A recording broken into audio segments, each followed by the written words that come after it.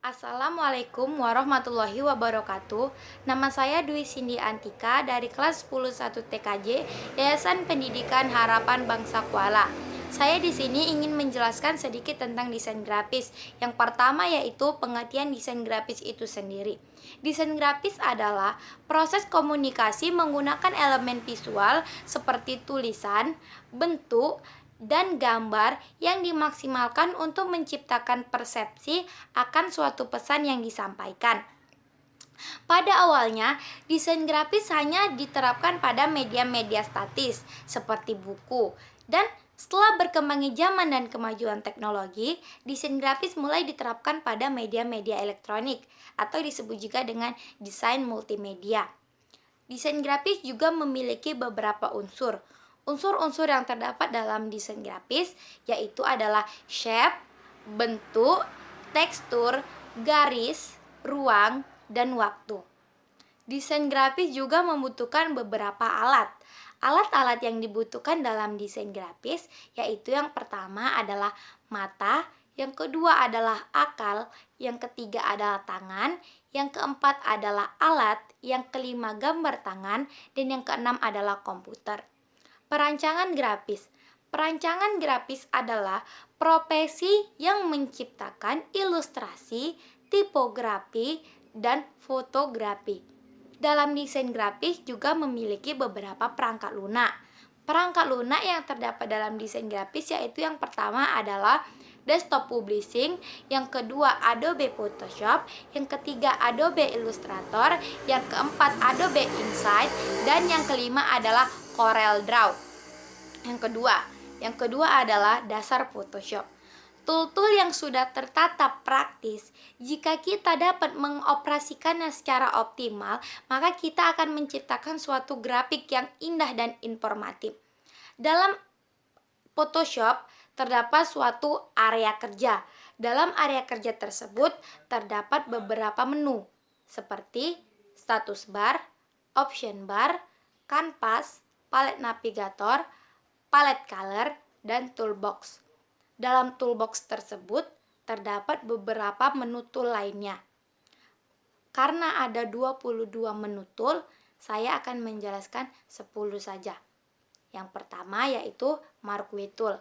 Marquee Tool digunakan untuk membuat seleksi berbentuk elips atau kotak. Lasso Tool. Lasso Tool digunakan untuk membuat seleksi bebas. Crop Tool. Crop Tool digunakan untuk memotong area sesuai dengan yang kita inginkan. Blur Tool. Blur Tool digunakan untuk membuat gambar menjadi kabur. Brush Tool.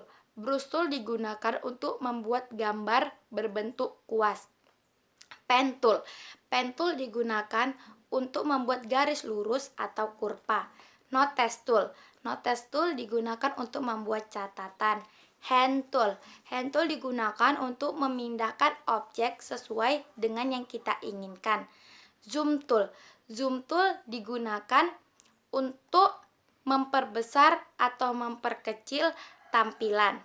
Yang ke-10 adalah Eraser Tool. Eraser Tool digunakan untuk menghapus objek sesuai dengan yang kita inginkan. Yang ketiga adalah palet.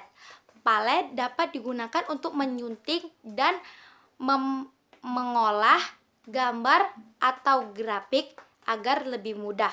Palet juga memiliki beberapa jenis. Yang pertama yaitu palet info, yang kedua palet color, yang ketiga palet style, yang keempat palet action, yang kelima palet layer, dan banyak lagi yang lainnya. Yang keempat adalah teknik dasar Photoshop. Dalam teknik dasar Photoshop memiliki beberapa teknik. Yang pertama yaitu pewarnaan. Dalam pewarnaan memiliki dua jenis, yaitu pewarnaan bagian depan atau foreground dan pewarnaan bagian dalam atau background. Yang kedua adalah gradient. Gradient digunakan untuk memberi warna gradasi pada objek atau grafik. Yang ketiga adalah paint bucket. Paint bucket digunakan untuk memberikan warna pada objek atau grafik. Yang Yang keempat adalah membuat teks. Dalam membuat teks memiliki 4 langkah. Yang pertama yaitu klik file baru. Yang kedua adalah kita klik tool tipe. Yang ketiga, kita klik pada kanvas atau area kerja tersebut. Yang keempat, tulis sesuai yang kita inginkan. Yang kelima adalah efek teks.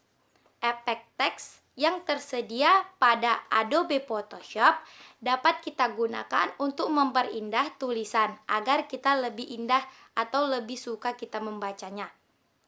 Dalam efek teks juga memiliki beberapa macam, yaitu yang pertama bentuk teks, yang kedua membuat teks 3 dimensi, yang ketiga membuat teks berbayang, yang keempat membuat teks membara, dan yang kelima adalah membuat teks berbeda warna. Sekian yang dapat saya sampaikan. Jika ada kesalahan atau kekurangan, saya mohon maaf. Assalamualaikum warahmatullahi wabarakatuh.